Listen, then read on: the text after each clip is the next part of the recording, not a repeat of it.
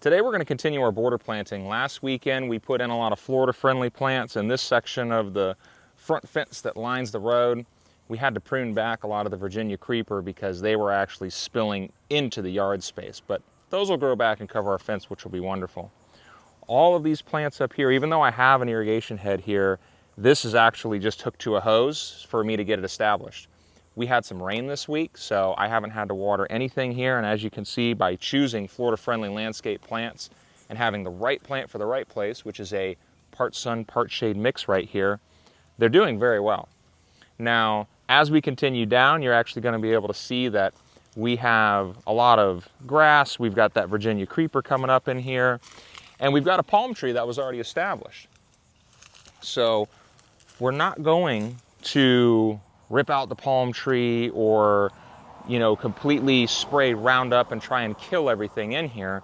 What we're going to do is we're going to use our stirrup hoe, and I've done a lot of videos on this tool. This is a wonderful tool, and this one I found at Tractor Supply. It has always been a store that I can go to and find the right tools that are quality made. But we're going to rake all this up. We're going to use the stirrup hoe, and it's going to cut those roots under the surface so that we can rake all this green vegetation out of here. And once I have it clean, then we'll measure and pace it out. We'll look at the tree and see what we want to do and utilize a lot of our online resources like the St. Johns River Water Management District resource page to tell us which plant would do best in this space. And we'll continue this down. And as you can see, we're doing it in sections. You don't want to take on a task that's so big that you can't complete it. You don't want to leave plants unmulched. It allows the weeds to come back in. So we're going to move into this next section, and you're going to watch us clean this up, and then we'll start picking some plants.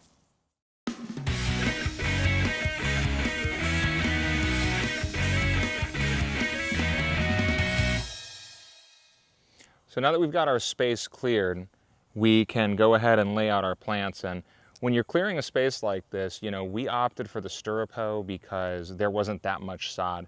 If you have a lot of sod in the area that you're trying to clear, it may be worth going to Home Depot, where you can go to a tool rental and actually rent a sod cutter, especially if you can reuse that sod in another space in your yard. For us, the stirrup hoe, be it a little bit more work, was a very economical way to get this space completely prepped.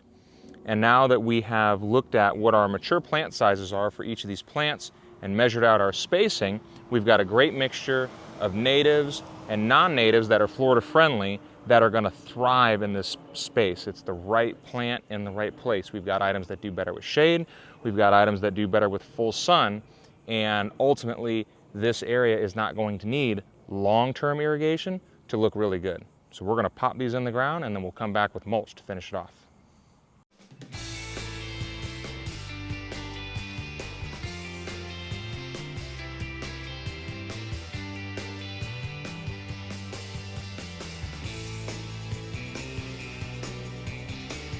So we finished up here, and we've got our final finished layer of mulch on.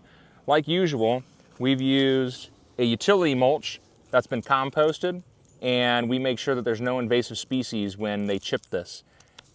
We put a nice thick 2-inch layer down. In some places it's probably 3 or 4 inches thick, and that's okay.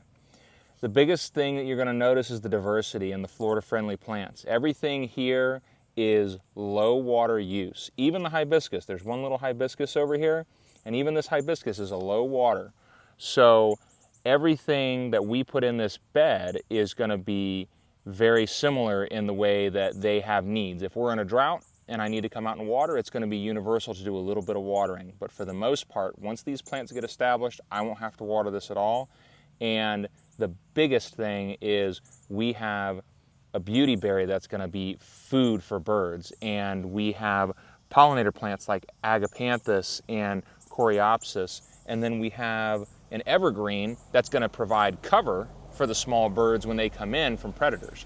So the diversity in this bed is really the key that is going to bring in wildlife and create not only something that's good for all of our animals and critters, but also something that's aesthetically really pleasing. We've got a lot of diversity in colors and textures and heights, so this is going to be appealing to look at too.